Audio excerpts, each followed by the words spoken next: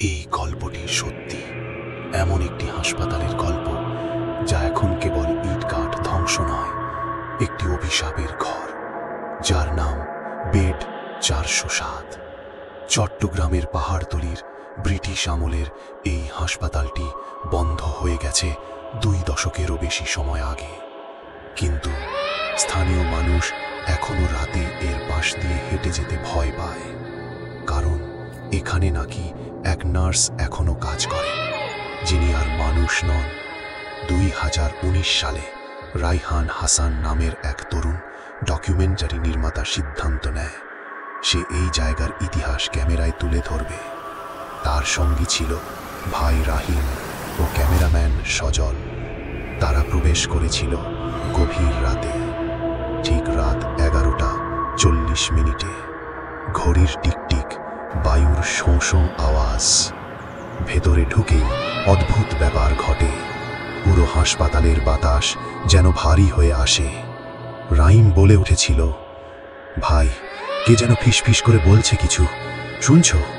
কিন্তু কেউ ছিল না। অবশেষে তারা পৌঁছে ঘর 407-এ। ঘরের দরজা একটু খোলা ছিল, আর ভিতরে একটা মাত্র বেড।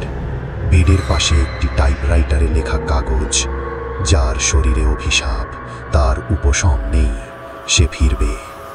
রায়হান কাগজটা তুলতেই দরজাগুলো নিজে থেকেই বন্ধ হয়ে যায়, আলো নিভে যায়, আর শোনা যায় এক নারীর কণ্ঠ, তুই আমার জায়গায় নিয়েছিস। রেকর্ডারে ধরা পড়ে রাহিমের ছায়ার পেছনে আর একটা ছায়া, একজন নার্স যার মুখে চোখ নেই। রাহিম জোরে চিৎকার করতে করতে লুটিয়ে পড়ে। সজল দৌড়ে পালাতে গিয়ে হঠাৎ মিলিয়ে যায় বাতাসে। আর রায়হান, সে শুধু ঘরের ভেতর বসে চুপচাপ বলে, এরা ফিরছে, এরা সবাই ফিরছে, আমরা সবাই ফিরে এসেছি, এবার তোর পালা। রায়হান এখনো বেঁচে আছে, কিন্তু সে আর কথা বলে না।